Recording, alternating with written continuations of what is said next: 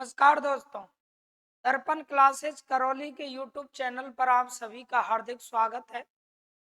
दोस्तों, कई समय से विद्यार्थी ये कमेंट कर रहे थे कि सर रीट के लिए इंडियन कब चालू करोगे।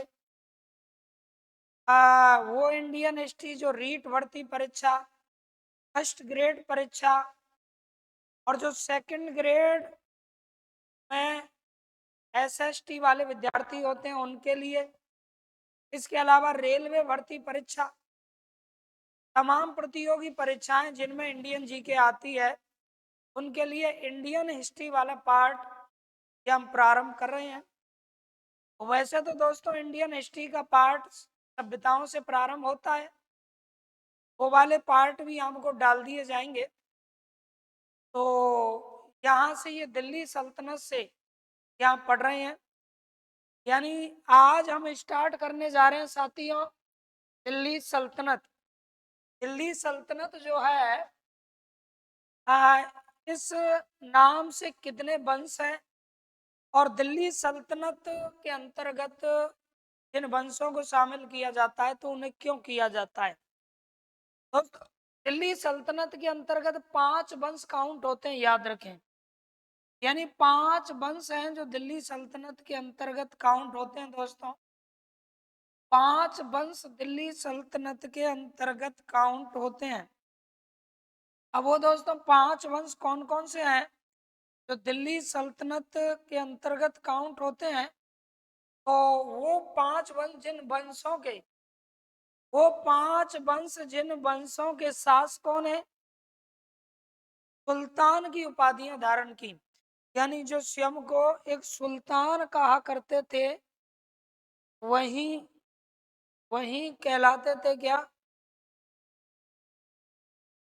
दिल्ली सल्तनत के नाम से कहलाते थे। तो दोस्तों वहीं दिल्ली सल्तनत के नाम से जाने गए जिन वंशों के शासकों ने स्वयं को सुल्तान माना। तो दिल्ली सल्तनत में कितने वंश हैं, यानी 5 वंश हैं। तो आइए जानते हैं दिल्ली सल्तनत काल जो है वो कब से कब तक है। तो 1206 से लेके और 1526, यानी 1206 से लेके दोस्तों 1526, लगभग 320 वर्षों का ये जो दौर है, 320 वर्षों का ये जो काल है, वही दोस्तों माना जाता है क्या, दिल्ली सल्तनत। 320 वर्षों के दौरान जो इतिहास घटित हुआ वो इतिहास याद रखना दिल्ली सल्तनत कहलाया। और ये 1206 से लेके 1526, यानी 1526 जो दिल्ली सल्तनत में लोधी वंश के अंतिम शासक इब्राहिम लोधी 21 अप्रैल 1526 पानीपत के प्रथम युद्ध में जो कि ऑन स्पॉट मारे जाएंगे और बाबर की विजय होगी। और बाबर हिंदुस्तान में मित्रों प्रारंभ करेगा क्या, मुगल वंश। तो याद रखिएगा, मुगल वंश आएगा और दिल्ली सल्तनत काल क्या होगा, समाप्त होगा। तो आप लोग पढ़ रहे हैं दिल्ली सल्तनत, तो सबसे पहले तो आपको दिल्ली सल्तनत का टाइम ऑफ पीरियड याद रखना है अच्छे से, बढ़िया से दोस्तों। आप लोगों को ये सारी चीजें मैं समझाऊंगा, एक एक बिंदु को डेट टू डेट, यानी इतिहास बिल्कुल सिमट करके उंगलियों पे आ जाएगा। इतिहास को आप कहानियों के माध्यम से रोचक तरीके से अच्छे से पढ़ोगे। तो ये हम सबसे पहले आज आप लोगों को ये भूमिका बताएंगे कि दिल्ली सल्तनत में कौन कौन से वंश आते हैं। और दोस्तों दिल्ली सल्तनत में जो वंश आते हैं उन वंशों का काल कहाँ से कहाँ तक रहा है। तो दोस्तों दिल्ली सल्तनत हम पढ़ रहे हैं, तो इसके लिए याद रखें ये ट्रिक मैं आपको लेके आया हूँ कि गुल खिला तो सेना लौटी। दिल्ली सल्तनत पर 5 वंशों ने साथियों राज्य किया। कितने वंशों ने राज्य किया, 5 वंशों ने राज्य किया।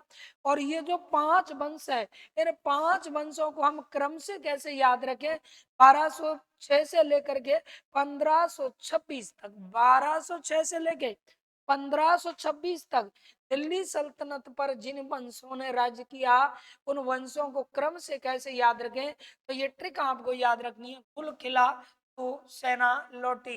यानी गुल खिला तो दोस्तों क्या लौट गई, सेना लौट गई। गुल खिला तो सेना लौटी। अब देखिएगा एक एक को हम पढ़ते हैं, जैसे कि गुल, यानी गुल से यहाँ अपना बनने वाला है क्या, गुल से दोस्तों हम बनाएंगे, ये जो गुल है गुल से बनाएंगे क्या, गुल से बनेगा गुलाम वंश। दोस्तों गुल से क्या बनेगा, गुलाम वंश। याद रखें, एक वंश हो गया अपना कौन सा, गुलाम वंश। गुलाम वंश ने दिल्ली सल्तनत पर शासन किया। खिल से क्या बनेगा दोस्तों, तो खिल से हम बनाएंगे अगला वंश, यानी खिलजी वंश। याद रखना दोस्तों, ये हो गया खिलजी क्या वंश। खिलजी वंश ने क्या किया, शासन किया, ये आपको याद रखना है। उसके बाद में आ जाइए तू से दोस्तों वंश बनेगा कौन सा, तुगलक वंश। से वंश हो जाएगा दोस्तों तुगलक, क्या हो जाएगा, तुगलक वंश हो जाएगा, किससे, तू से। इस तरह से ये हमें याद रखना है, ये बना तुगलक वंश। उसके बाद में फिर ये होगा से अपना बन गया दोस्तों कौन सा, सैयद वंश। यानी ये अपना हो जाएगा सैयद वंश। याद रखें कौन सा वंश, सैयद वंश। तरह ये भी दिल्ली सल्तनत में काउंट होता है।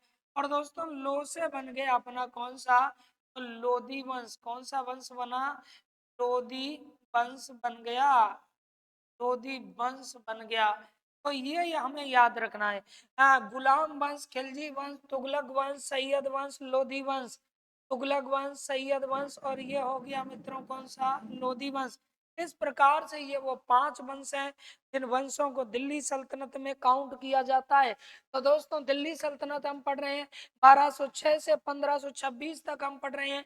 और 1206 से 1526 तक ये जो दिल्ली सल्तनत पढ़ रहे हैं, इस दिल्ली सल्तनत में कुल कितने वंशों ने शासन किया, दिल्ली सल्तनत में कितने वंशों ने शासन किया।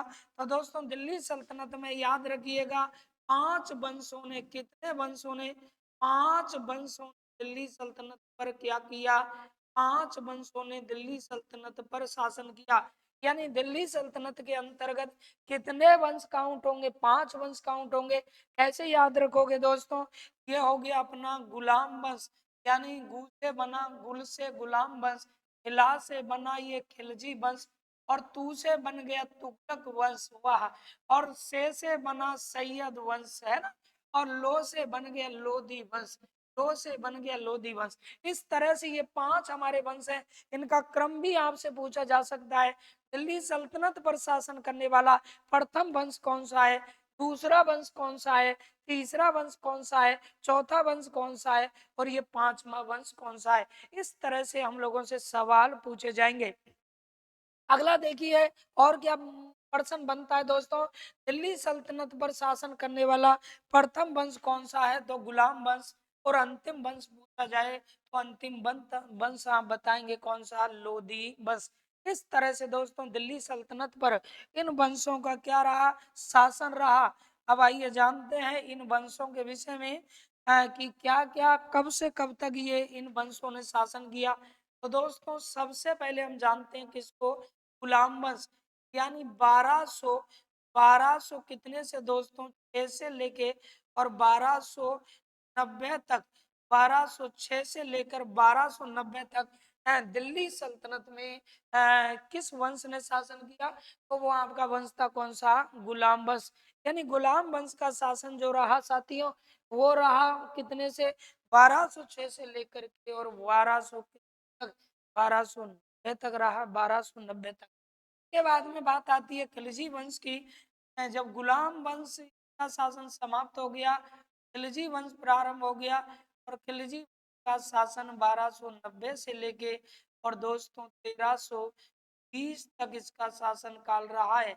यानी 1290 से लेकर के कितना, 1320 तक शासन काल रहा है किसका, तो वो है दोस्तों कौन सा, खिलजी वंश, खिलजी वंश याद रखिएगा। आइए आगे देखते हैं, इसी तरह से जुड़े रहिए दोस्तों। और दर्पण क्लासेस करौली इस नाम से हमारे YouTube चैनल को सब्सक्राइब कर लीजिए, ताकि इसी प्रकार से ट्रिकों के साथ हम आपको ये पूरा इंडियन हिस्ट्री बिल्कुल उंगलियों पर लाने वाले हैं, एक एक बात को अच्छे से आपको समझाने वाले हैं। तो जिन्होंने चैनल को सब्सक्राइब नहीं किया है, दर्पण क्लासेस करौली, दोस्तों दर्पण क्लासेस करौली इस चैनल को आप सब्सक्राइब जरूर कर लें, ताकि आने वाली प्रत्येक वीडियो का नोटिफिकेशन सबसे पहले आपकी मोबाइल पर पहुंचे। और दोस्तों, ये धमाकेदार जानदार मैटर आपको हम लेकर के आए हैं, जो ऐसा मैटर एक बार पढ़ने के बाद ही आपके दिमाग में सेट हो जाएगा। एक पिक्चर आपके दिमाग में बनने वाली है, और परीक्षा में पूछे गए तमाम सवालों का आप फटाफट उत्तर देंगे। इस तरह से आपको ये व्यवस्थित क्रम में ये मैटर यहाँ दिया जाएगा। तो ये दिल्ली सल्तनत हम पढ़ रहे हैं, 5 वंश इसमें हुए, कुल किला तो सेना लौटी। इस ट्रिक से आप 5 वंशों को याद रख सकते हैं। अब कौन कौन से 5 वंश? गुल से गुलाम वंश, खिल से खिलजी, तू से तुगलक, से सैयद, और लो से लोधी वंश। और दोस्तों, गुलाम वंश 1206 से 1290 तक रहा है। खिलजी वंश 1290 से 1320 तक रहा है। अब आइए आगे जानते हैं कौन सा? तुगलक वंश। दोस्तों, तुगलक वंश का जो शासन रहा है, तुगलक वंश यानी 1300 कितने से 1320 से लेकर के 1320 से लेकर के और 1300 कितने तक साथियों? 98 तक, 1398 तक ये शासन रहा है। दोस्तों, 1398 में क्या हुआ? हमारे देश में तैमूर लंग आ गया। तैमूर लंग आ गया, तुझके तैमूरी जिनकी आत्मकथा है, तैमूर लंग आ गया। और तैमूर लंग ने, याद रखें, राजस्थान में भटनेर के दुर्ग पर 1358 में तैमूर लंग ने ही आक्रमण किया, और वहां के शासक धूल चंद को पराजित किया। वहां के शासक इसको धूल चंद को पराजित किया। इस वजह से थोड़ा सा यहाँ डिस्टेंस है। अब देखेंगे आप, यहाँ से याद रखना दोस्तों, यहाँ से हमें जो याद रखना है वो इस तरह याद रखना है। ये जो है, देखिएगा, तो आगे देखें सैयद वंश दोस्तों, तो 1414 से। आप सोच रहे होंगे कि 1398 के बाद 1414 कैसे आ गया, बीच में डिफरेंट क्यों है? दोस्तों, वो तैमूर लंग वाली कहानी है, आप लोगों को बताई जाएगी। और उसके बाद में 1414 से लेके साथियों, 1414 से लेके 1400 तक, 51 तक का जो काल है, 1451 तक का जो काल है, वो सैयद वंश का काल माना जाता है। सैयद वंश का काल माना जाता है दोस्तों। इसके बाद में आइएगा, नेक्स्ट यहाँ हम देखते हैं लोधी वंश। और लोधी वंश ने शासन किया 1451 से लेकर के, और दोस्तों 1500 कितना 26 तक शासन किया वंश ने, यानी 1451 से 1526 तक। और लोधी वंश के अंतिम राजा, लोधी वंश के दोस्तों अंतिम राजा, जिनका नाम था क्या? इब्राहिम लोधी। इब्राहिम लोधी को पानीपत के युद्ध में मार डाला किसने? बाबर ने। और दोस्तों, बाबर ने हिंदुस्तान में मुगल वंश की क्या डाल दी? नींव डाल दी। मुगल वंश की नींव डाल दी। तो लोधी वंश के समापन के बाद में हिंदुस्तान में मुगल वंश प्रारंभ हो गया। तो देखें, इस तरह से आपने ये डेटा देखी है। ये गुलाम वंश, खिलजी वंश, तुगलक वंश, सैयद वंश और लोधी वंश। अब दोस्तों, आगे मैं आपको बताने वाला हूँ कि ये जो गुलाम वंश है, गुलाम वंश में कितने शासक हुए, यानी गुलाम वंश में टोटल शासक कितने हुए दोस्तों? तो गुलाम वंश में याद रखें 10 राजाओं ने राज्य किया। गुलाम वंश में दोस्तों 10 राजाओं ने राज्य किया। कितने? 10 राजाओं ने किस राज्य किया? गुलाम वंश में राज्य किया। खिलजी वंश की बात करें तो दोस्तों, खिलजी वंश में भी कितने राजाओं ने राज्य किया? तो 4 राजाओं ने राज्य किया, यानी 4 शासक आपको इसमें पढ़ने हैं। तुगलक वंश की दोस्तों बात की जाए तो तुगलक वंश अब हम पढ़ेंगे एक एक करके। तो तुगलक वंश में भी याद रखना दोस्तों, कितने राजाओं ने शासन किया? तो यहाँ भी आपको 4 शासकों को याद रखना है। 4 राजाओं ने तुगलक वंश में शासन किया। और सैयद वंश की बात करें दोस्तों, किस वंश की? सैयद वंश की। तो सैयद वंश के भी कितने राजा हुए? तो 4 राजाओं ने यहाँ शासन किया। लेकिन याद रखना लोधी वंश में केवल और केवल कितने?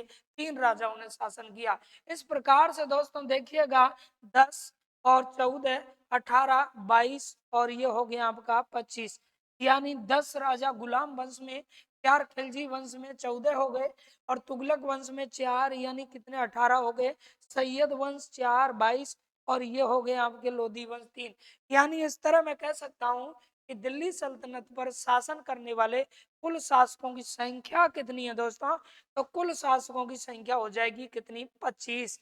यानी इतने शासकों ने दिल्ली सल्तनत सल्तनत पर क्या किया, अलग अलग वंशों में राज्य किया। तो ये गुलाम वंश है, खिलजी वंश है, तुगलक वंश है, सैयद वंश है, और यह आप लोगों का हो जाएगा दोस्तों कौन सा, लोधी वंश। यह आपका हो जाएगा कौन सा, लोधी वंश। इस तरह से याद रखें, इन वंशों ने यहाँ पर क्या किया दोस्तों, शासन किया। तो दिल्ली सल्तनत आप लोग पढ़ रहे थे। अब ये कौन कौन से राजा हुए, जैसे ही मैं एक एक पार्ट को स्टार्ट करूंगा दोस्तों, एक एक पार्ट को क्रमबद्ध तरीके से स्टार्ट करूंगा, तो आपको बताता चलूंगा।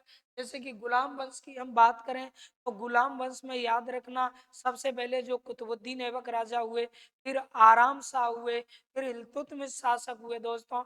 इल्तुतमिश के बाद में फिर रुकनुद्दीन शासक हुए, फिर रजिया सुल्तान पहली मुस्लिम महिला शासिका बनी, रजिया सुल्तान शासक हुई। उसके बाद में दोस्तों बहराम शाह राजा हुए, बहराम।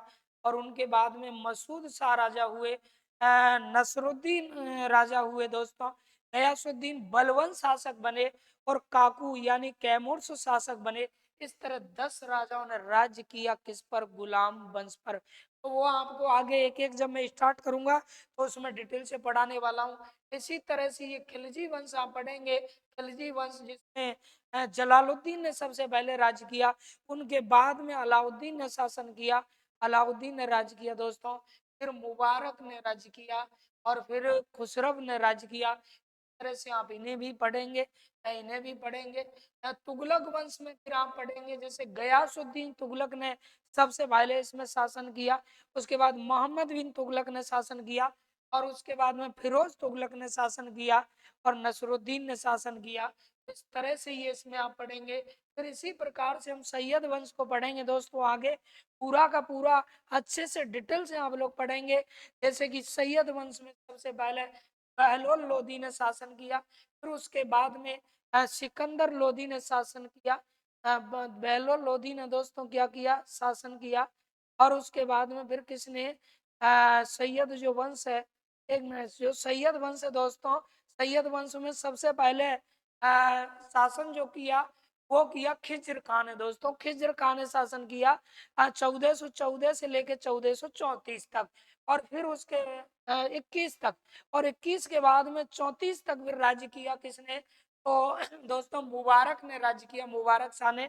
और 21 से 34 तक फिर इसमें राज्य किया, तो वो मोहम्मद शाह ने राज्य किया, मोहम्मद शाह ने दोस्तों, मोहम्मद की शाह ने।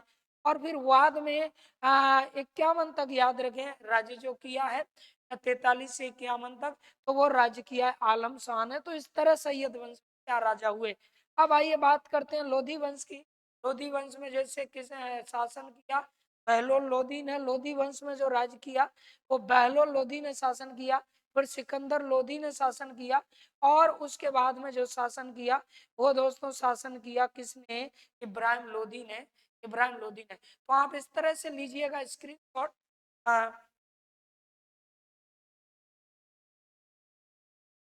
है तो देखिएगा मित्रों, ये याद रखें, ये हम पढ़ रहे हैं कौन सा, दिल्ली सल्तनत। और दिल्ली सल्तनत को लेके किस तरह के सवाल बनते हैं, तो आइए दोस्तों हम स्टार्ट करते हैं। अगर आप लोगों ने ले लिया हो स्क्रीनशॉट और आ रहा हो समझ में आपके, तो कमेंट करके जरूर बताएं।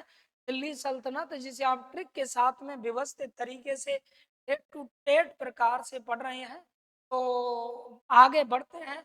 सबसे पहले आज हम स्टार्ट करने वाले हैं गुलाम वंश। गुलाम वंश दोस्तों हम स्टार्ट करने वाले हैं, यानी आप पढ़ेंगे गुलाम वंश। तो आइए गुलाम वंश हम पढ़ रहे हैं, ये आ चुका है आपके सामने स्क्रीन पर गुलाम वंश। हो जाइए तैयार दोस्तों, गुलाम वंश हम पढ़ रहे हैं। और गुलाम वंश जो 1206 से लेकर 1290 तक चला, 1206 से लेकर के 1290 तक चला, कौन, गुलाम वंश। और गुलाम वंश में कितने शासक हुए, सिर्फ 10 शासक हुए। और इनकी भी हम आपको ट्रिक लेकर के आए हैं, क्योंकि विद्यार्थियों की सबसे बड़ी समस्या है कि वो क्रम से हमें शासक याद नहीं होते सर। अब ये दिक्कत नहीं आएगी, आपको शासक याद होंगे तो इसका मतलब होंगे। तो याद रखिएगा कि ये गुलाम वंश हम सबसे पहले पढ़ रहे हैं, दिल्ली वंश पे शासन करने वाला गुलाम वंश। वो गुलाम वंश, वो गुलाम वंश जिसके संस्थापक कौन, कुतुबुद्दीन ऐबक। कुतुबुद्दीन ऐबक जो मोहम्मद गौरी के गुलाम हुआ करते थे, मोहम्मद गौरी के गुलाम हुआ करते थे, जिन्होंने दिल्ली में गुलाम वंश की क्या डाली नींव थी। तो दोस्तों इस तरह ट्रिक आपको याद रखनी है। एबक आई रुक रजिया, एबक आई रुक रजिया, हाँ हाँ, एबक आई रुक रजिया। और फिर क्या बोली, बह मान गया काकू। यानी किसी ने कहा था कि एबक आ रही है रजिया, रजिया से किसी ने क्या कहा, एबक भी तो आ रही है, रुक जा। इतना जल्दी चलने की जरूरत क्या है, इतना जल्दी दौड़ने की जरूरत क्या है, अरे एबक भी तो आ रही है ना हमारी सहेली, रुक जा रजिया, रुक जा रजिया। तो रजिया के साथ में एक काकू था, तो काकू से उसने बोला फिर कि भाई रुक जाओ। काकू से फिर उसने बोला कि रुक जाओ, मेरी सहेली कह रही है कि एक और आ रही है हमारे साथ। तो ऐबक आई रुक रजिया, एक लड़की बोली कि ऐबक आ रही है, रजिया तू रुक जा। और फिर वो रजिया जो है वो किसी और के साथ थी, अपने काकू के साथ। तो वो कहने लगी कि काकू रुक जाओ। तो काकू मान गया। तो कहने लगी ठीक है रुकती हूँ। वह मान गया काकू, वह मान गया काकू, वह मान गया काकू। 3-4 बार रिपीट करोगे आराम से याद होगा। ऐबक आई रुक रजिया, बह मान गया काकू, ऐबक आई रुक रजिया, बह मान गया काकू। यानी इस तरह से आपको दोस्तों क्या करना है, याद करना है। अब देखो इस ट्रिक से किस तरह से हम क्या निकालने वाले हैं। तो एवक काई रुक रजिया, बह मान गया क्या काकू। दोस्तों याद रखिएगा, ये जो है एबक, एबक यानी एबक से बना एबक। एबक से क्या, एबक। अब एबक से हम बनाएंगे दोस्तों यहाँ कुतुबुद्दीन एबक।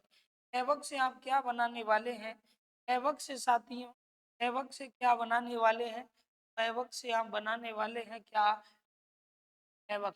दोस्तों क्या बनाएंगे हम, एवक। याद रहे एवक से यहाँ कुतुबुद्दीन, ये टू, और हो जाएगा क्या, तीन, कुतुबुद्दीन। एवक से यहाँ बनाएंगे कुतुबुद्दीन क्या, एवक। इस तरह से एवक से ये अपना कुतुबुद्दीन ऐबक, यानी जो गुलाम वंश के संस्थापक माने जाते हैं कुतुबुद्दीन ऐबक। अब आ जाइए आज से बात करें। कुतुबुद्दीन ऐबक के बाद उनका पुत्र शासक बना, जिनका नाम क्या था, का नाम था आराम शाह। नाम क्या था दोस्तों, आराम शाह। लेकिन आराम शाह की हत्या कुतुबुद्दीन ऐबक के दामाद यानी आराम शाह के जीजा जी ने कर दी, और वो शासक बन गए जिनका नाम था इल्तुतमिश। ई से बना इल्तुतमिश।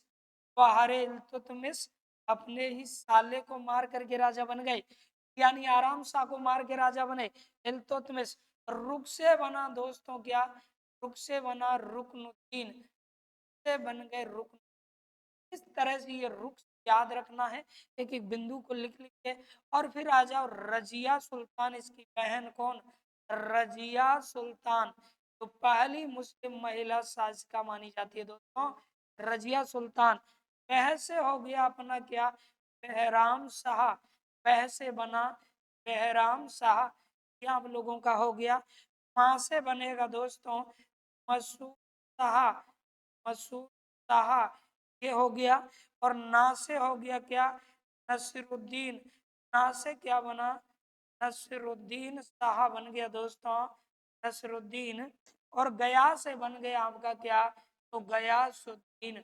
गयासुद्दीन दोस्तों क्या बना, गयासुद्दीन का पूरा नाम क्या है, गयासुद्दीन बलवन, बलवन। इसके बाद में काकू से क्या बनने वाला है, तो काकू से बना दोस्तों काकूबाद। और काकूबाद को ही क्या कहते हैं, इन्हीं को कहते हैं क्या, तैमूर कहते हैं। अब देखो जब भी आप लोग घर पे तैयारी कर रहे हो, जब भी तैयारी कर रहे हो, तो आपको मैं पढ़ने का तरीका बता देता हूँ। सबसे पहले ट्रिक याद करो, सबसे पहले ट्रिक याद करो।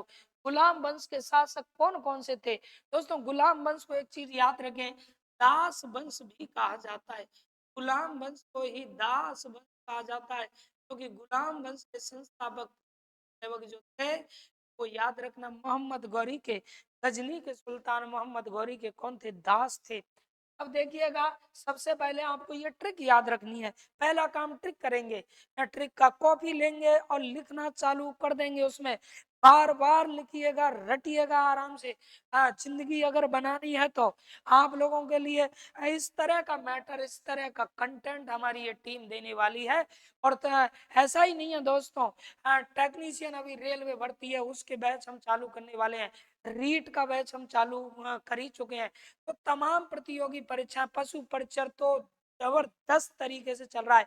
पशु परिचर के लिए आप एक बार अगर देखोगे, पशु परिचर की क्लासें देखोगे, राजस्थान जीके की बात हो, चाहे वो साइंस की बात हो, पशु परिचर की बात हो, पर इस पशु परिचर जो बी पार्ट है 45% वाला, वो 45% वाला पार्ट जो है, हाँ, अपने कोचिंग में, कोचिंग के डायरेक्टर सर हरिशंकर जी, वो इस कदर दोस्तों करवा रहे हैं कि एक भी पर्सन इधर उधर नहीं जाने वाला है, सबसे हटकर, सबसे बढ़िया। एक बार देखो, फिर और वीडियो देखो, तुलना करो दोस्तों, तुलना करो कि कितना कुछ हट करके आप लोगों को निःशुल्क दिया जा रहा है। तो ये जुड़े रहिए हमसे इसी तरह से। पहले ये ट्रिक याद आपको करनी है। ऐबक आई रुक रजिया वह मान गया काकू, ऐबक से हो गया कुतुबुद्दीन ऐबक। फिर ऐसे बनाना सीखो, बनाना सीखो। एक तरफ ये पूरे के पूरे शब्द लिखो और फिर एक एक को बनाना सीखो, क्योंकि हमें ये आना चाहिए। बिल्कुल अपने ही माइंड में बनाना सीखो इनको। ऐबक कुतुबुद्दीन ऐबक, ऐबक से बना कुतुबुद्दीन ऐबक, आ से हो गया आराम सा, आ से हो गया आराम सा, और फिर से बना इल्तुतमिश, ई से बना इल्तुतमिश। उसके बाद में से रुकनुद्दीन, रुक से रुकनुद्दीन बनने वाला है। और सुनो, रजिया सुल्तान, रजिया बोले रजिया सुल्तान, हिंदुस्तान की पहली मुस्लिम महिला शासक दोस्तों, है ना, पहली मुस्लिम महिला शासक रजिया सुल्तान। और बह से बैराम शाह, माँ से मसूद बनाना है, माँ से मसूद बनाना है। और न से नसरुद्दीन, ऐसे बनाओ नसरुद्दीन, गया से गयासुद्दीन बलवन, से गयासुद्दीन बलवन भी कहते हैं। और काकू से काकूबाद या कैमोर्स, काकूबाद या कैमोर्स। इस तरह से दोस्तों ये 10 वो शासक हैं जिन्होंने दिल्ली सल्तनत में गुलाम वंश के नाम से क्या किया, शासन किया। ये वो 10 शासक हैं।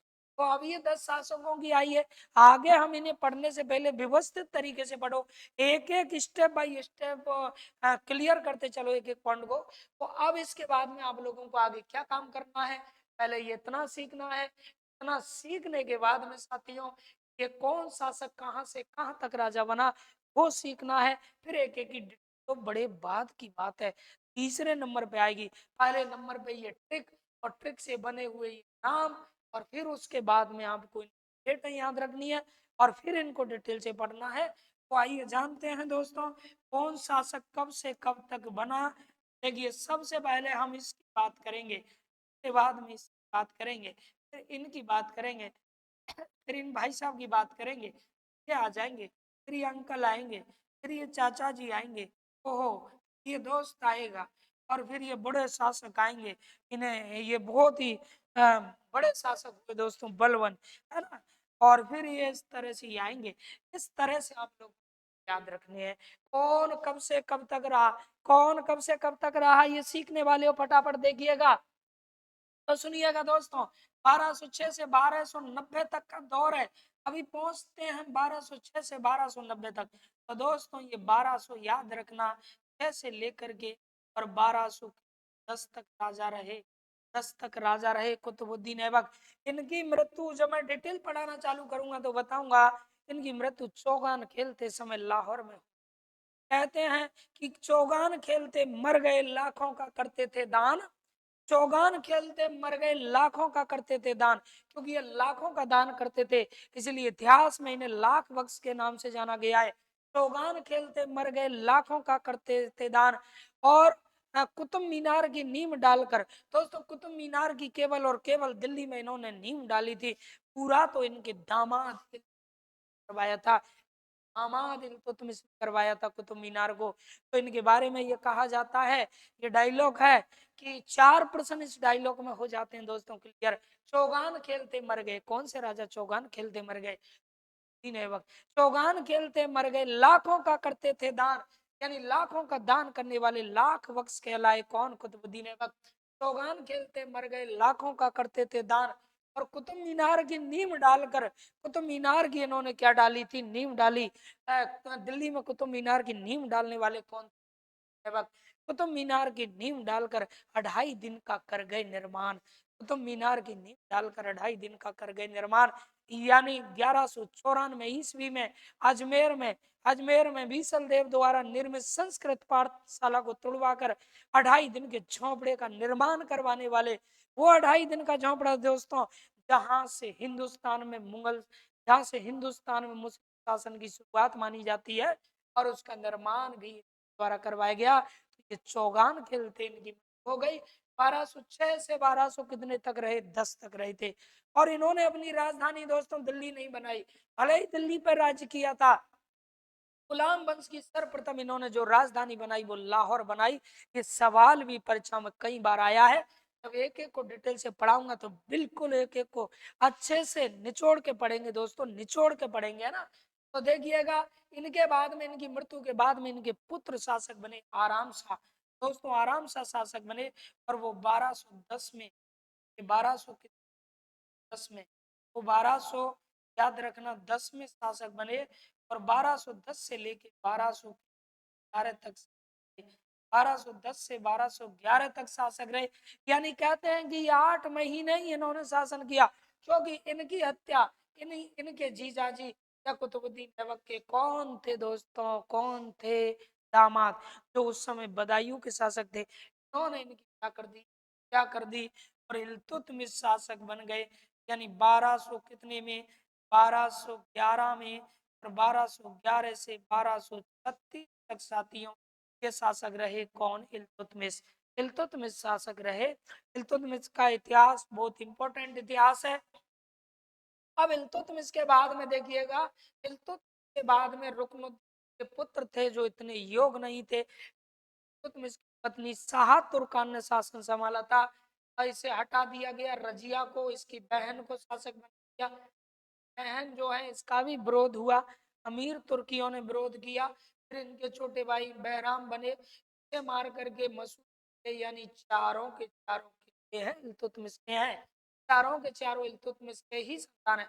तो दोस्तों रुकनुद्दीन याद रखिएगा, रुकनुद्दीन कब से कब तक राजा बने, और रुकनुद्दीन 1236 में राजा बने और 1236 तक ही राजा रहे, कुछ समय के लिए राजा रहे।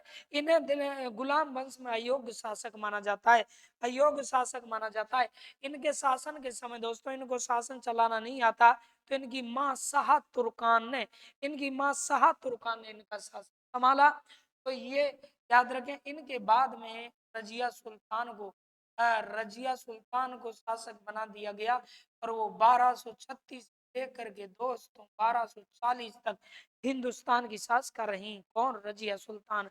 रजिया सुल्तान 1236 से लेकर के 1240 तक हिंदुस्तान की शासक रही।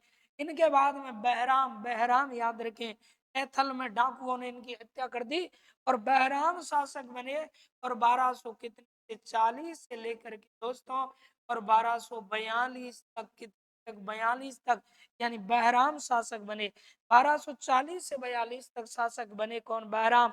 उनके बाद में दोस्तों मसूद की बात करें तो मसूद शासक कब से कब तक बने, तो ये 1200 याद रखना, 1242 से लेके दोस्तों और 1240 तक शासक बने कौन, मसूद।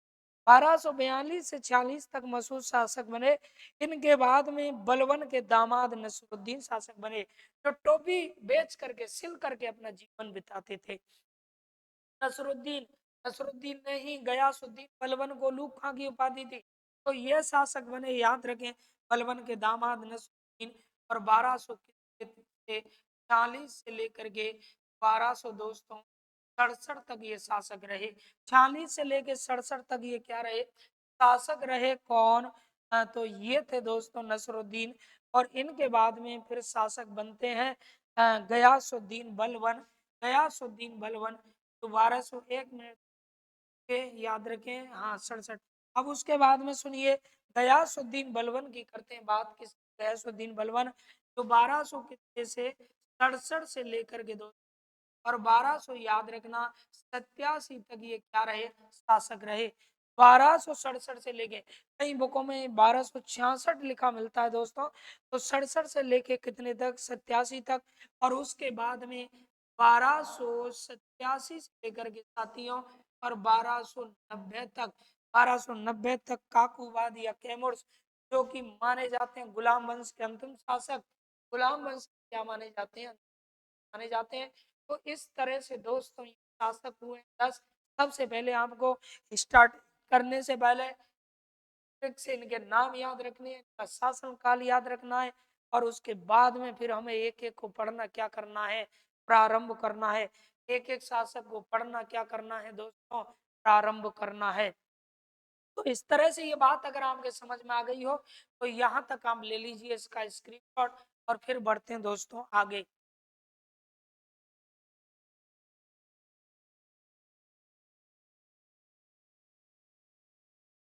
चलो दोस्तों अब आगे बढ़ते हैं, देखिएगा। तो एक एक शासक को अब यूं चुटकियों में करते हैं समाप्त। सबसे पहले स्टार्ट करते हैं कुतुबुद्दीन ऐबक।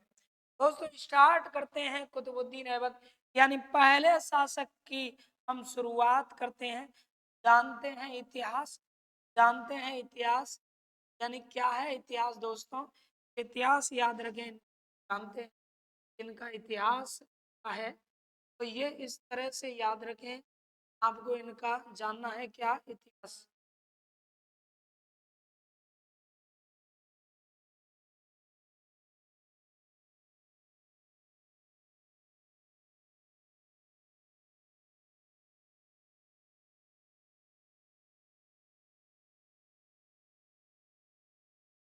देखिए, तो ये कुतुबुद्दीन ऐबक जो है दोस्तों, कुतुबुद्दीन ऐबक के विषय में पढ़ना करते हैं प्रारंभ।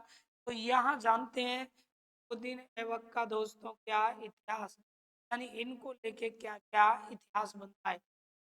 तो दोस्तों याद रखें, गजनी में एक शासक हुए, गजनी में एक शासक हुए, और उन शासक का नाम क्या था, मोहम्मद गौरी। गजनी में एक शासक हुए जिनका नाम था गौरी। गजनी, ये आपको याद रखना है, गजनी। गजनी से अब कहते हैं क्या, काबुल। गजनी को ही दोस्तों अब काबुल कहते हैं, गजनी या काबुल।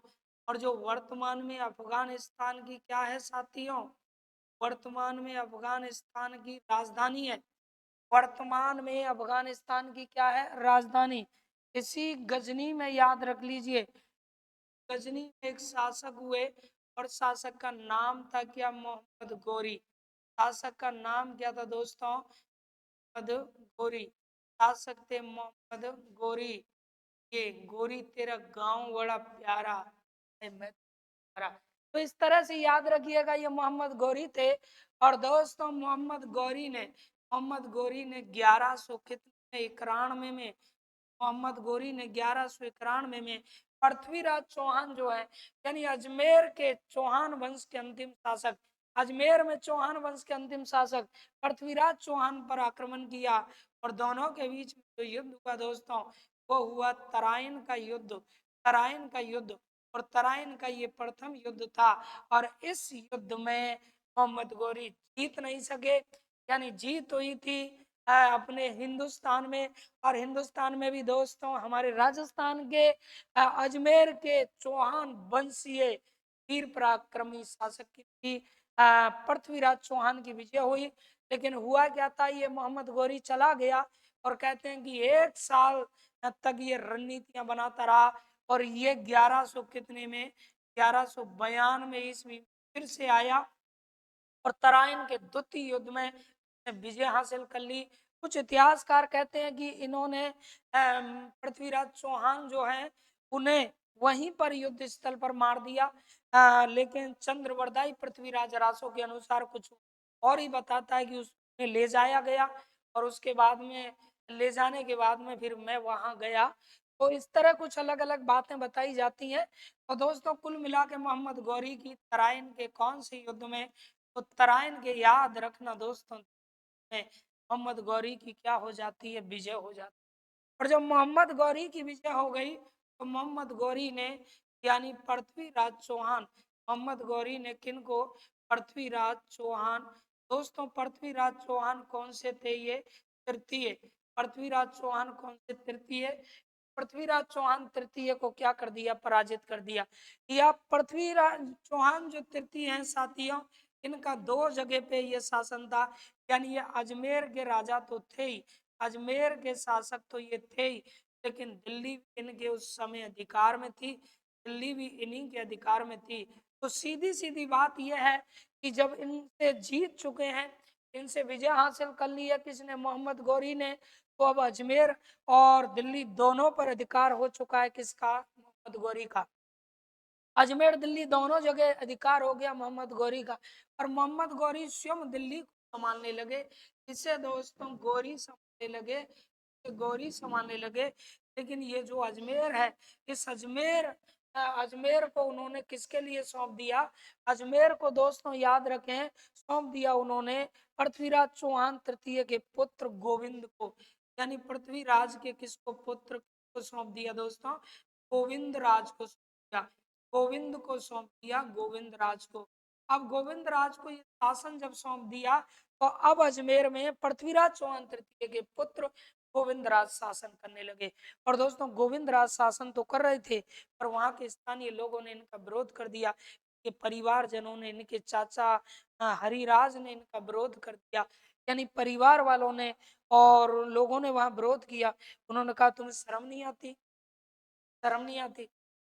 अरे जो मोहम्मद गौरी तुम्हारे पिताजी को मार के चला गया, और अब उन्हीं के अधीन रह के तुम ये अजमेर का शासन करोगे? इतने ही वीर पराक्रमी हो तो अपने पिता का बदला लो और अजमेर को आजाद कराओ। तो कुल मिला के गोविंद राज का विरोध होने लगा, और विरोध होने लगा तो फिर मोहम्मद गौरी ने क्या किया? गोविंद राज को तो दोस्तों रणथंभौर पहुंचा दिया। गोविंद राज को कहा? रणथंभौर पहुंचा दिया। और वहां उन्होंने रणथंभौर में 1194 में, याद रखना, 1194 में चौहान वंश डाली। तो रणथंभौर में जो चौहानों का इतिहास हम पढ़ते हैं वो गोविंद राज से प्रारंभ होता है। अब यहाँ किसे नियुक्त किया? तो अजमेर में, याद रखना, मोहम्मद गौरी ने अपने सेनापति सेवक, मोहम्मद गौरी ने अपने सेना कौन सेवक को नियुक्त कर दिया। और यहाँ दोस्तों 1100 कितने में, 94 में कुतुबुद्दीन ऐबक, दोस्तों कौन?